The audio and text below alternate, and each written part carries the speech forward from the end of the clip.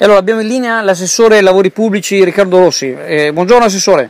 Buongiorno, grazie a tutti, saluto a tutti. Assessore, con i lavori quali di Viale Veneto che sono iniziati per l'asfaltatura, ci dice qualcosa proprio sinteticamente?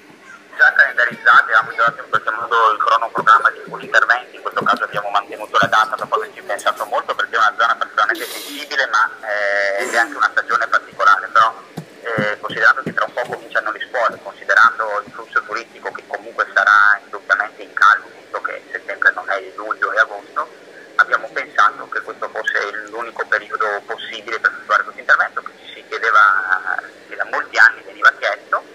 È un intervento che durerà circa 2 settimane perché almeno bisognava chiudere completamente, invece abbiamo mantenuto aperto mezza corsia perché altrimenti è stato impossibile perché si andava a gravare troppo via di San Marco.